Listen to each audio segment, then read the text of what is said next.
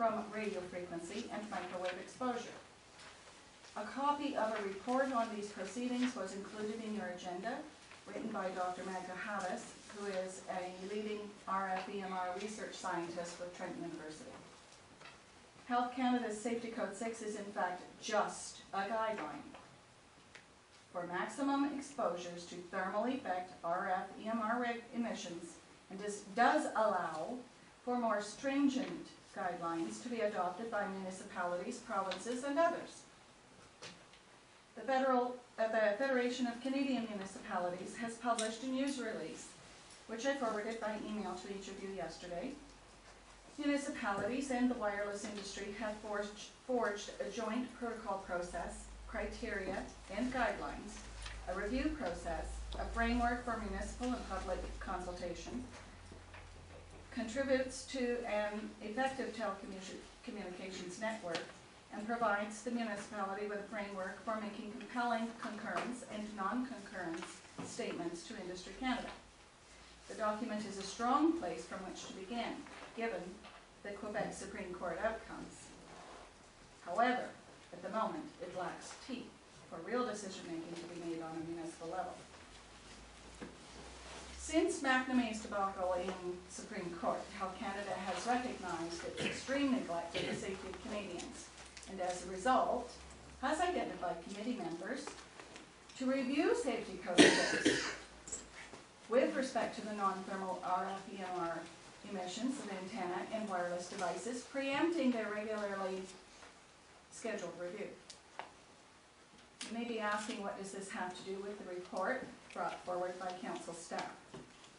Did staff actually make inquiries of the local telephone service providers regarding the possibility of installing a hardwired dedicated EMS connection line, much like the dedicated taxi phone lines found in bars?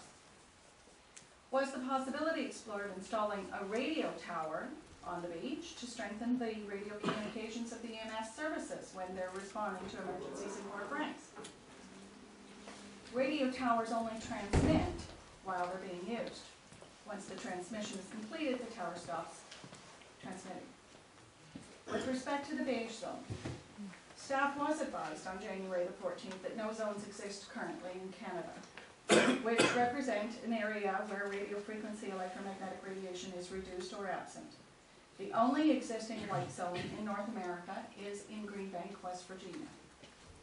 However, 2 zones exist in France and in Italy.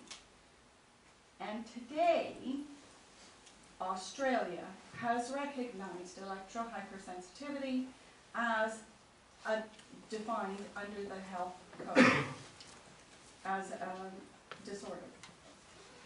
Since they've now recognized that, we can expect to see developments of EHS refuge zones there as well.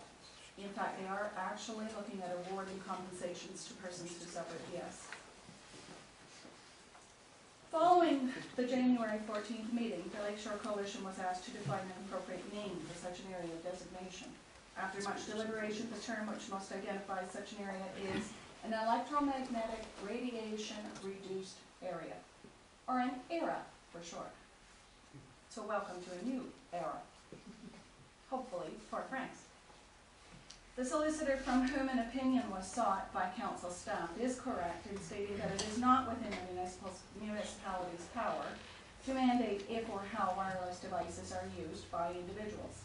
However, the municipality does have the right to dictate land use through the Municipal Land Use Act and the Ontario Municipal Board.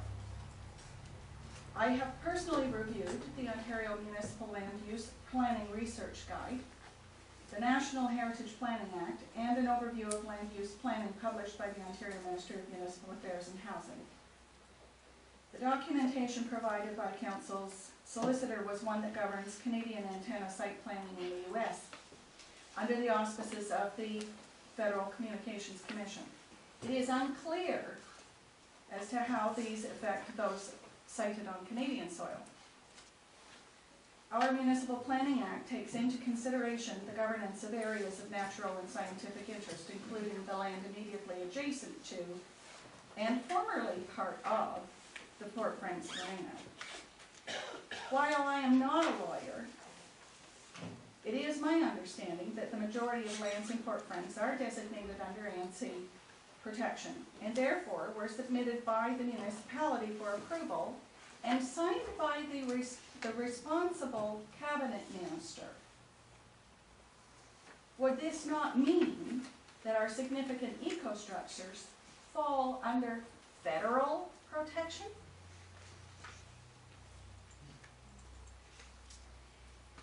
I might add that Section 2.3 of the Natural Heritage Policy states that development and site alteration may be permitted in protected areas if it has been demonstrated that there will be no negative impacts on the natural features or on the ecological functions for which the area is identified. No such environmental studies were undertaken by Bell, to my knowledge.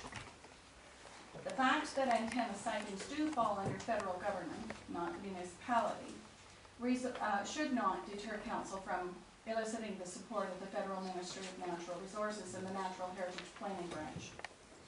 Copious studies are available that support the widespread negative impact of telecom antenna on wildlife, not to mention the propensity for significant alteration of the DNA of plants, animals, and humans within close proximity. The question to ask the solicitors would be, what steps would we undertake to legally bring about change if change is favored? While we respect the opinions of staff, neither the cost nor a preview of an evaluation survey have been brought forward by staff, an act which is in direct opposition to council's request. No one expected that this task would be easy, but it is certainly not impossible. That being said, the Lakeshore Coalition have already in our possession the signatures of 290 residents of a total 460 ratepayers that comprise the population of Port Franks. Those signatures do support an area with no telecom antenna towers. Therefore, the Lakeshore Coalition strongly recommends that council refuse acceptance of the report brought forward to staff as incomplete and not fully representative of all the facts.